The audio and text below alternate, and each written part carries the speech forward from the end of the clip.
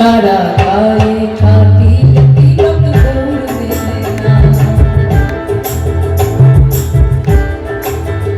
সারা গায়ে কাটিলে তিলক গৌর মেলে না, গৌর মেলে না রে ও ভাই, গৌর মেলে না রে ও ভাই, কৃষ্ণ মেলে না রে ধরে না। একবার সবাই গাইবো, মনে হলো গানটা অনেকেরই পরিচিত, কিছু বাজবে না, সবাই একবার গলায় গলা মিলিয়ে গাইতো। 1 2 3 সারা গায়ে গৌর মেলে না, সারা গায়ে তিলক গৌর মেলে না, সারা গায়ে কাটিলে তিলক গৌর মেলে না, সারা গায়ে কাটিলে তিলক গৌর মেলে না।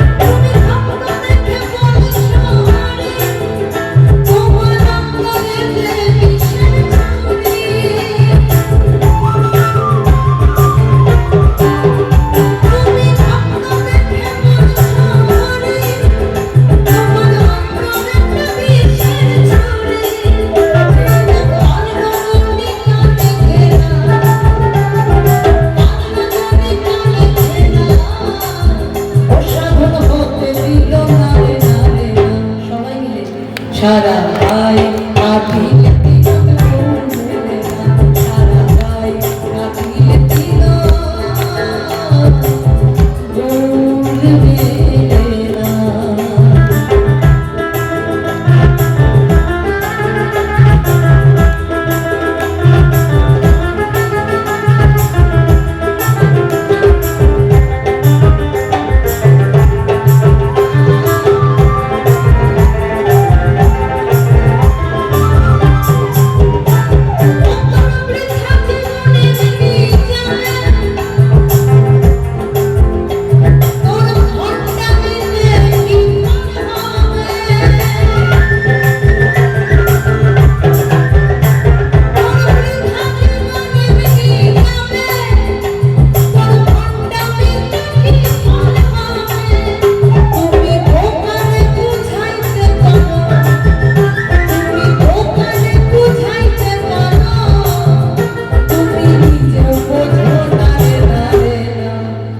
সারা গায়ে কাটিলে তিলক গৌর মেলে না, সারা গায়ে কাটিলে তিলক গৌর মেলে না।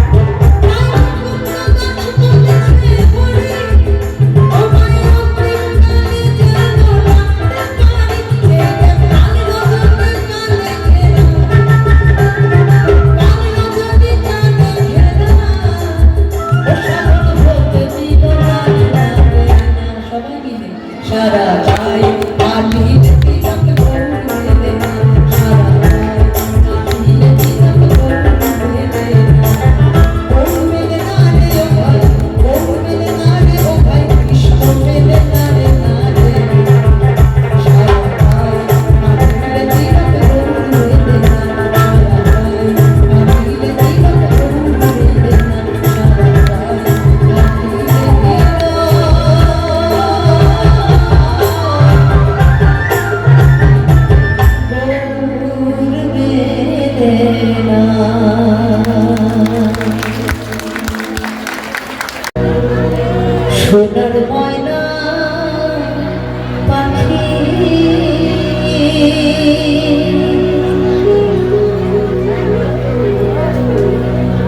কোন দোষে হেতে গেলি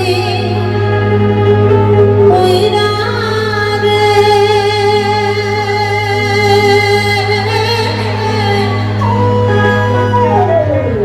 দিয়া মোরে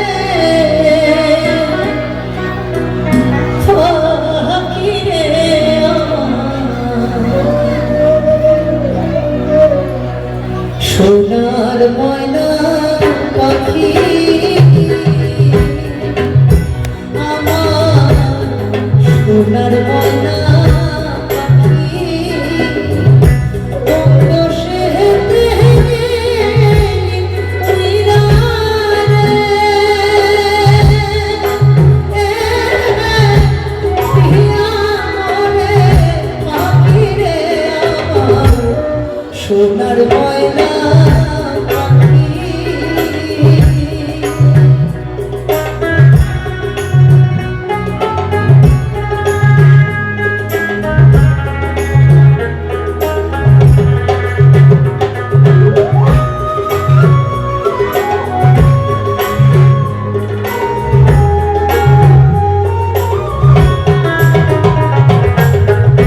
সোনার বন পাখি রে আমার কাজল বন পাখি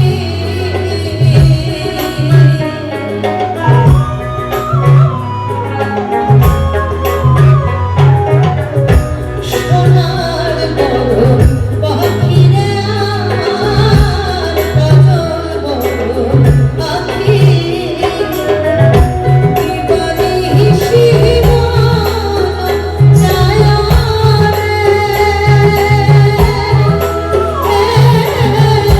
মাথা ধরে আখিরে আমার সোনার ময়না পাখি আমার সোনার ময়না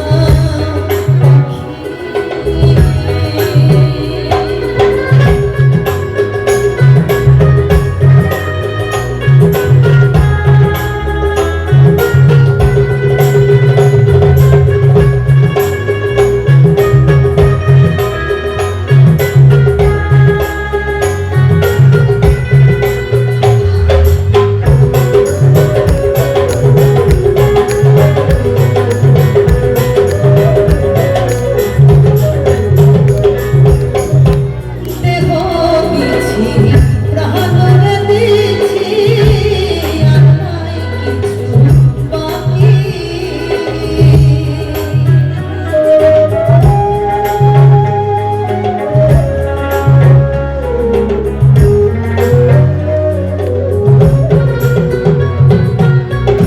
দেহ বিছি প্রাণ দিছি আর নাই কিছু বাকি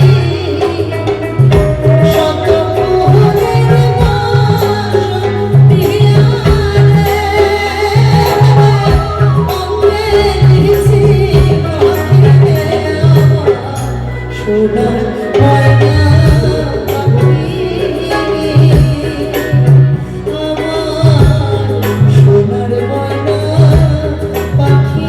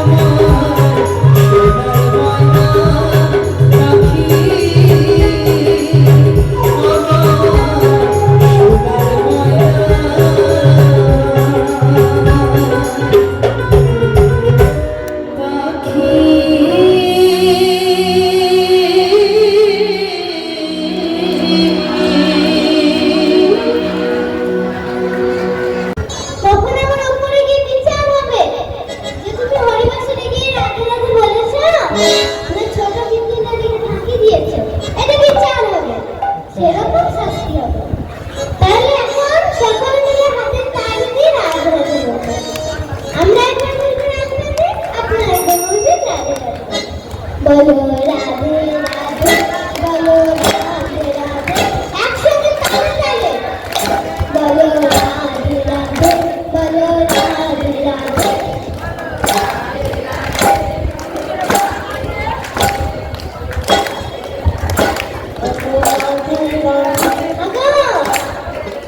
তোমরা রাধে রাধে বলছো? ওই মনে মনে আছে, একদিনের বলা যাচ্ছে না দেখছি। এই এত আস্তে আস্তে রাধে রাধে বললে কিন্তু হবে না। এত আস্তে আস্তে রাধে রাধে বললে কিন্তু চলবে না। যখন এই বাড়ির সঙ্গে ওই বাড়ি ঝগড়া লাগে, তখন যেমন মাজায় কাপড় বেঁধে আওয়াজ বের হয়, সেই রকম আওয়াজ বের করতে হবে, একদম গলা ফাটিয়ে। বলো রাধে রাধে, বলো রাধে রাধে, বলো রাধে রাধে, বলো রাধে রাধে, এত আস্তে আস্তে বললে হবে, আরে জোরে বলতে হবে। বলো রাধে রাধে, বলো রাধে রাধে, বলো রাধে রাধে, বলো রাধে রাধে। জোরে জোরে বলো, রাধে রাধে, বলো রাধে রাধে। ওকে বলো রাধা রাধা,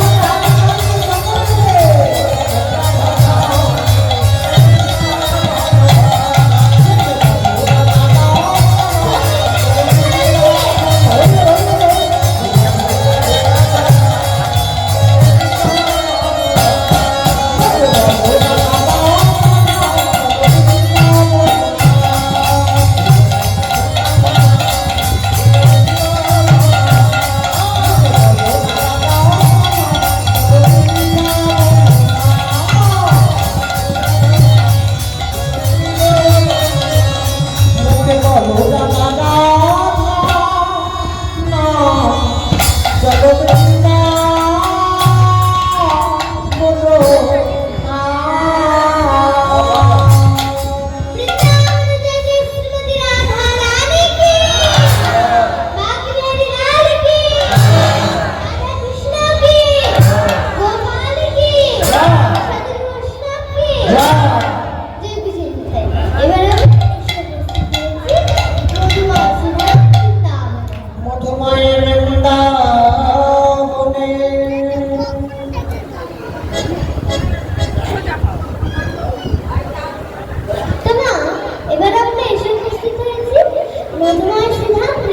মধুময় বৃন্দাবনে। কিন্তু না, এই মায়েদের কাছে, মানে তোমাদের কাছে আমার একটা ছোট্ট প্রশ্ন আছে। শুধু মায়েদের কাছে কিন্তু একটা ছোট্ট প্রশ্ন আছে। তোকে প্রশ্নটা করবো? করবো প্রশ্নটা? প্রশ্ন হলে কিন্তু উত্তর দিতে হবে। প্রশ্নটা হলো, মেয়েদের যাদের যাদের বিয়ে হয়েছে সকলে সিঁদুর পরো? তোমরা পরো সিঁদুর? তাহলে কই তাদের তাদের বিয়ের পর সিঁদুর পরা হাত তোলো তো।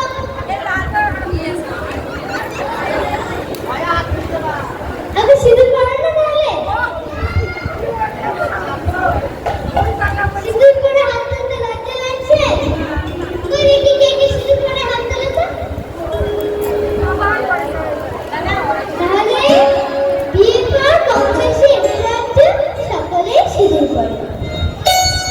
তাহলে তোমরা যে সিঁদুর করো, এই সিঁদুর কেন করে? সিঁদুর কেন করে? আপু বলো, সিঁদুর কেন করে? সিঁদুর কেন করে? হ্যাঁ, স্বামীর মঙ্গলের জন্য মেয়েরা বিয়ের পর ভেতরে পড়ে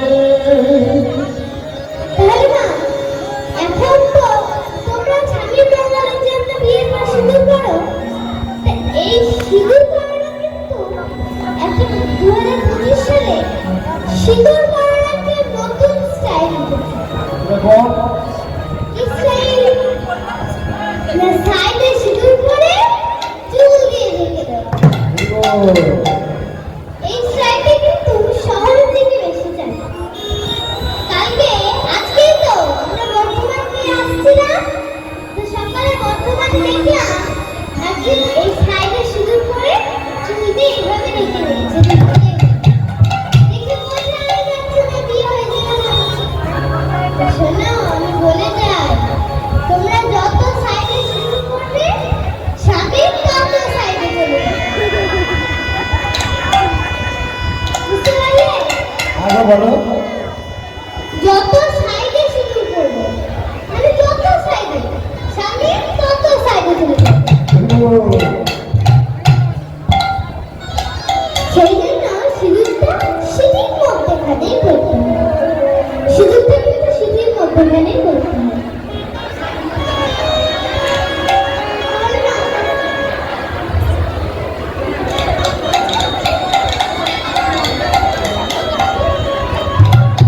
আবার বসে যাও, বসে যাও।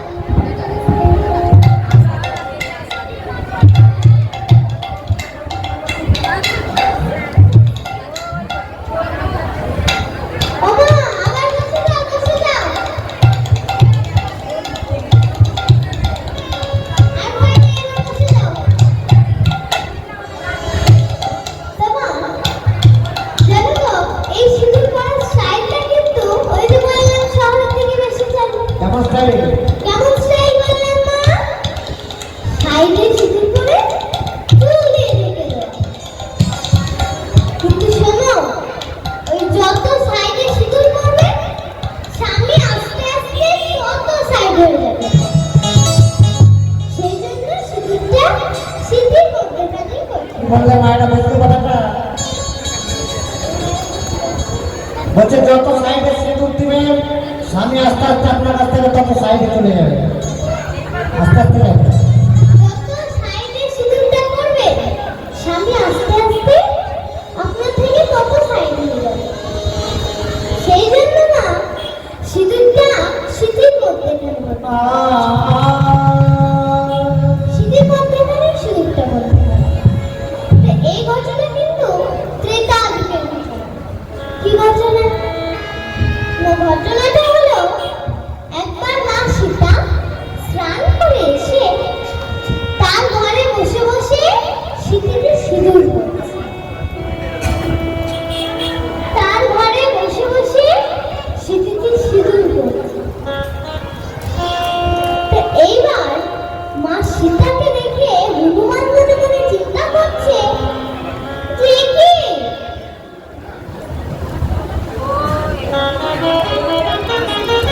হরিবল হরিবল হরিবল।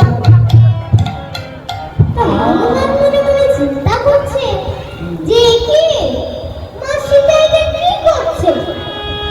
আমি যতদূর দেখি মা স্নান করে এসে তার ঘরে বসে বসে কি যেন একটা করে। লাল রঙের কি পরে? ওই সিঁথিতে লাল রঙের কি যেন একটা করে। মামা, তোমরা কি জানো কি ওইটা লাল রঙের কি পরে সিঁথিতে? এবার এই পরিবেশনা নিয়ে হনুমান তো জানে না যে মা সীতা সিঁদুর করে। হনুমান এই পরিবেশনা নিয়ে মা সীতার কাছে গেছে। মা সীতার কাছে গিয়ে মা সীতাকে জিজ্ঞেস করছে, বলি মা, ও মা, তুমি এটা কি করছো? বলে, হনুমান, তোর প্রভু জন্য আমি সিঁথিতে সিঁদুর পরছি। কি বললে মা? আমার প্রভু মঙ্গলের জন্য তুমি সিঁথিতে সিঁদুর পরছো? বলে হ্যাঁ রে, তোর প্রভুর মঙ্গলের জন্যই তো। তা মা, আমার প্রভুর মঙ্গলের জন্য তুমি সিঁথিতে এইটুকু সিঁদুর পরছো? এইটুকু সিঁদুরে আমার প্রভুর কতটা মঙ্গল হবে? এইটুকু সিঁদুরে আমার প্রভুর কতটা মঙ্গল হবে। এইটুকু সিঁদুরে নিশ্চয়ই এইটুকুই মঙ্গল হবে, এর চেয়ে বেশি তো আর মঙ্গল হবে না। তো মা, এইটুকু সিঁদুরে এইটুকুই মঙ্গল হবে। এই বলতে বলতে হনুমান ঘরের বাইরে চলে গেছে। তো এবার কিছুক্ষণ পরে মা সীতা সিঁদুর পরে নিয়ে তার ঘর থেকে বেরিয়ে এসে দেখছে, এ কি হনুমান, তুই এটা কি করেছিস? হনুমান বলছে, কেন মা, তুমি তো বললে আমার প্রভু রামচন্দ্রের মঙ্গলের জন্য তুমি নাকি সিঁথিতে সিঁদুর পরছো। তাই তো আমি মনে মনে চিন্তা করলাম, এইটুকু সিঁদুরে আমার প্রভুর তো বেশি মঙ্গল হবে না। তাই জন্য আমি সারা গায়ে বেশি বেশি করে সিঁদুর মেখে নিয়েছি, যাতে আমার প্রভু অনেক বেশি মঙ্গল হয়। দেখো, এখানে কিন্তু ভালো করে দেখতে হবে, কারণ এটা বনের পশু হনুমান, তার তো রামচন্দ্রের প্রতি কত ভক্তি, কত শ্রদ্ধা। আর আমরা কিন্তু মানব জন্ম পেয়েও ভগবানকে ডাকার মতো ডাকতে পারি না। ভগবানকে জাগাতে ডাকার মতো ডাকতে পারি না গো। ডাকার মতো কিন্তু ডাকতে পারলাম না। আর বনের পশু হনুমান, সে ভগবানের জন্য সিঁদুর পরেছে, আর এই জন্যই কিন্তু হনুমান ঠাকুরের মুখে সিঁদুর লাগে। তাহলে মা, আমরা মানব জন্ম পেয়েছি, এই মানব জন্ম বড় দুর্লভ জন্ম। তাই সকলে মিলে একসঙ্গে আমরা এই কৃষ্ণ নাম হরিনাম করব। দেখো, আমরা ভগবানকে প্রণাম জানাবো। আমাকে জানাবেন ভগবানকে আমরা আর কিছু পাই না পারি, একটু প্রণাম জানিয়ে দিই। তাই সকলে মিলে একসঙ্গে জোর হাত করে বল, ওমা তোর একসঙ্গে ওমা, তো গল্প করলে হবে না, অত গল্প করলে হবে? বহুত কেন করছে মায়েরা করো তো খুব মুশকিল তাই তো।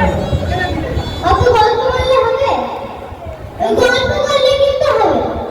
গল্প ভুল।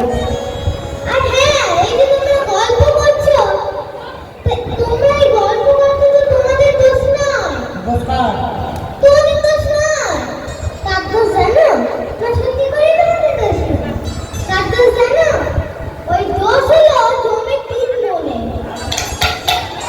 তোমাদের কি বিষয়টা খুলে বল। কার দোষ বললেন? তোমার বলতে হবে এই দিনের পরে অধিকার পায় মায়েরা শুনতেছে। এই যে মায়েরা গল্প করছে, ঘুমিয়ে যাচ্ছে, আবার মনে মনে চিন্তা করতে করতে হাত তুলতে ভুলে যাচ্ছে, এটা মায়ের দোষ নয়, কার দোষ? এটা জমের তিন মনের দোষ। আচ্ছা যমরাজার তিনটে বোন। যখন গৌরী এই হরিহর জীবকে কৃষ্ণ কথা হরিকথা শেখাচ্ছিল, কৃষ্ণ কথা হরিকথা শিখিয়ে ওই বৈকুণ্ঠ ধামে নিয়ে যাচ্ছিল। গৌরী যখন কৃষ্ণ কথা শিখিয়ে বৈকুণ্ঠ ধামে নিয়ে যাচ্ছিল, তখন যমরাজা মনে চিন্তা করছে যে কি এই গৌরী যদি সকলকে বৈকুণ্ঠে নিয়ে যায়, তাহলে তো যমরাজ আর আগে আসবে না। সকলে যদি কৃষ্ণ নাম বলে, সকলে যদি কৃষ্ণ নাম শেখে,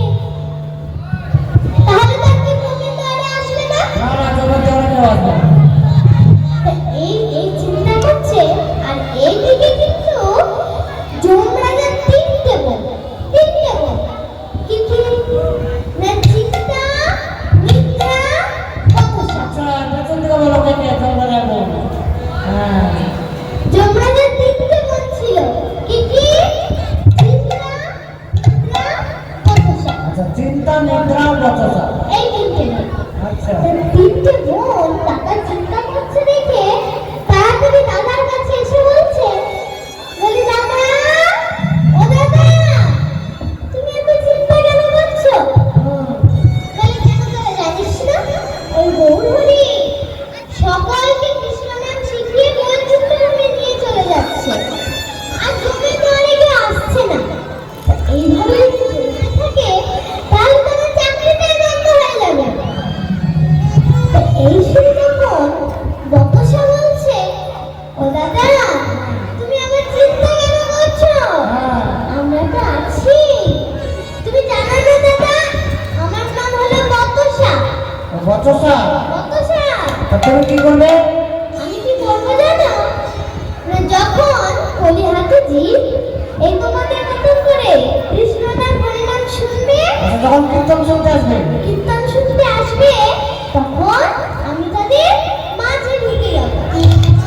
আর মাঝে ঢুকে গিয়ে তারা বতসা করবে, মানে গল্প করবে। বচসা শুরু করে দেবে, কথাবার্তা। হ্যাঁ, বতসা শুরু করে দেবে। এই হলো বতসার কাজ। তো কেমন লাগলো না? যে জানিস, আমার বড় আমাকে পয়লা বৈশাখে শাড়িটা কিনে দিয়েছে। আচ্ছা, এইসব গল্প হয়। হ্যাঁ, আবার কেউ বলবে আমার বড় পয়লা বৈশাখে আমাকে শাড়ি তো দিয়েছে, আবার একটা সোনার কানের দুলও কিনে দিয়েছে। এইসব গল্প হবে। আচ্ছা, এইসব গল্প করলে তো কীর্তন কানে যাবে না। এইবার যদি এরকম গল্প চলতে থাকে তাহলে কি কীর্তন কানে যাবে? ওই গল্পের দিকেই তো কানটা থাকবে, কীর্তন তো কানে ঢুকবে না। এইভাবে বতসা বলছে, দাদা, এই কলিহাতে জীব যখন কীর্তন শুনবে, আমি গিয়ে তাদের মাঝে ঢুকে যাবো। আর তারা কথা বলবে, তারা আর কৃষ্ণ কথা শুনতে পাবে না। এই দুটি কথা নিদ্রা বলছে, বলি, ও দাদা, তোমার এত চিন্তা করার কি হয়েছে? আমার নাম হলো নিদ্রা। এই কলিহাতে জীব যখন কৃষ্ণ কথা হরি কথা শুনবে, তখন আমি তাদের চোখে গিয়ে ভর করবো। আচ্ছা, চোখে বসে যাবে। চোখে বসে যাবে, আর তখন তারা ঘুমিয়ে যাবে। কেমন করে ঘুমিয়ে যাবে?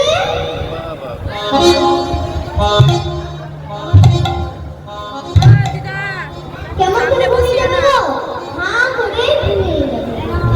কারণ ঘুমিয়ে গেলে তো মানুষ মারা যাচ্ছে। তার কানে না কিছু ঢুকবে, না সে কিছু বলতে পারবে। সে তো ঘুমিয়ে থাকবে। তাহলে তার কানে তালা পড়ে যাবে, আর মুখেও তো কিছু বলতে পারবে না কৃষ্ণ নাম। সেই জন্য দাদা, এই কলিহাতে জীব যখন কৃষ্ণ নাম হরি নাম শুনবে, আমি গিয়ে তাদের চোখে ভর করবো। এই জন্য দেখি কীর্তন ছাড়া ঘুমায়, দিনের বেলা তো ঘুমায়। এই জন্যই মা আমি দেখতে পাই যে সকাল বেলায় হোক, আর দুপুর বেলায় হোক, আর সন্ধ্যা বেলায় কি রাত্রি বেলায় হ্যাঁ, বাড়িতে ঘুম আসে না। হরি বাসনে এলে ঘুম চলে আসে। যেমন গল্প হয়, বলি, এরকম। হরি বাসনে এলে কিন্তু ঘুম চলে আসে, অথচ বাড়িতে ঘুম আসে না। এমন ব্যাপার কেন না? ওই যে যোগের মন, ওই যোগের মন নিদ্রার জন্য, নিদ্রা দিয়ে চোখে বসে যায়, ওই জন্য। তা এইদিকে তখন চিন্তা এসে বলছে, ও দাদা, হ্যাঁ, তুমি এত ভাবছো কেন? হ্যাঁ, আমি বেশি আর বলবো না। আমি আরো বলবো না। ওরা না হয় ঘুম পাড়িয়ে রাখবে, গল্প করাবে, কিন্তু আমি গিয়ে তাদের ব্রেনে চিন্তা ঢুকিয়ে দেবো। আচ্ছা, বসে থাকবে কিন্তু মন থাকবে না এখানে। বসে থাকবে এখানে, মন থাকবে অন্য জায়গায়।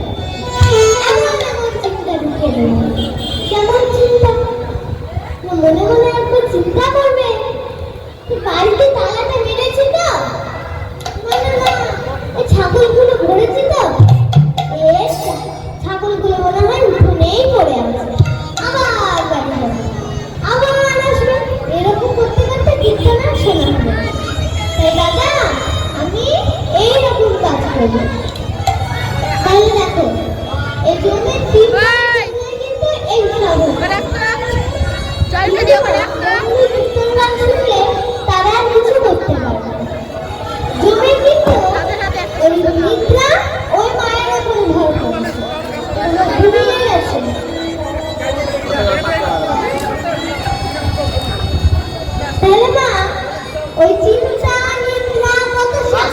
সবাইকে তাড়িয়ে দেওয়ার জন্য আমরা একবার হরিনাম করব। চিন্তা মিত্রা বাতাসা ওদের হরিনামে আসতে দেওয়া যাবে না। সেই জন্য আমরা একবার কৃষ্ণনাম হরিনাম করব।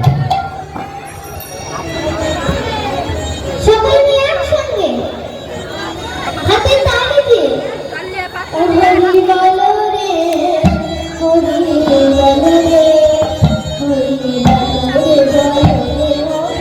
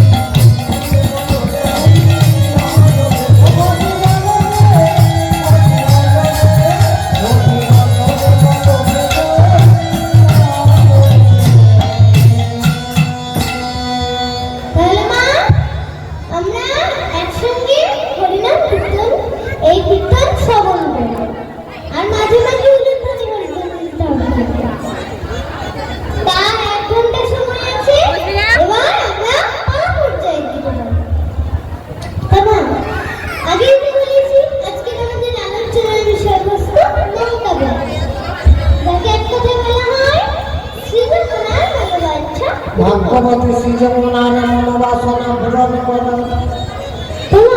আজকে গোবিন্দ সকালবেলায় উঠে সেই চতুরে শিরোমণি প্রাণ কবি চতুরে শিরোমণি প্রাণ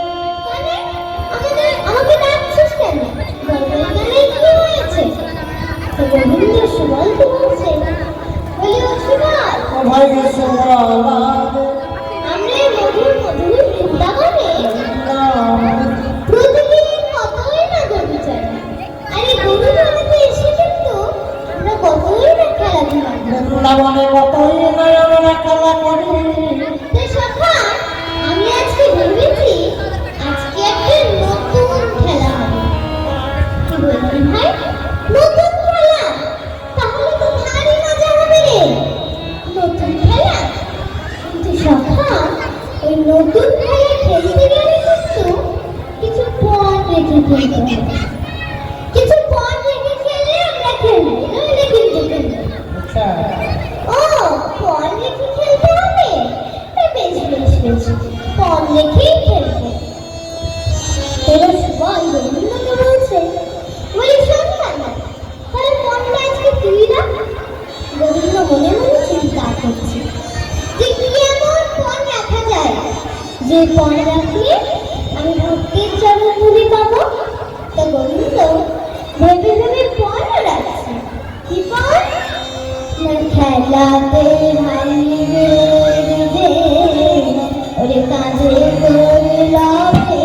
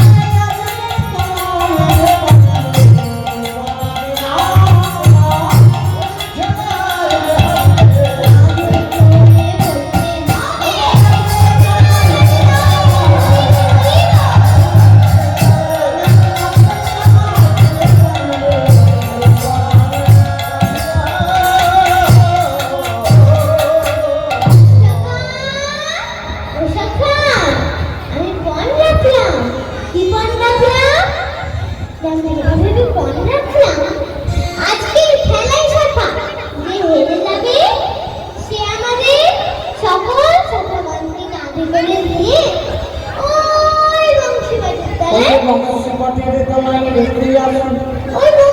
তলায় সফা রেখে আসবে।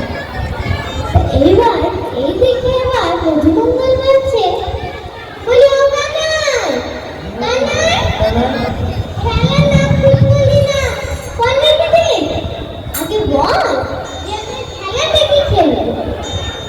এই শুনে এবার গোবিন্দ মনে মনে চিন্তা করছে কি এমন খেলা খেলা যায় যাতে আমি ভক্তির চরণ ধুলি পাবো। তো এই ভেবে এবার গোবিন্দ অতলে ছুটতে আরম্ভ করেছে। ছুটতে ছুটতে গিয়ে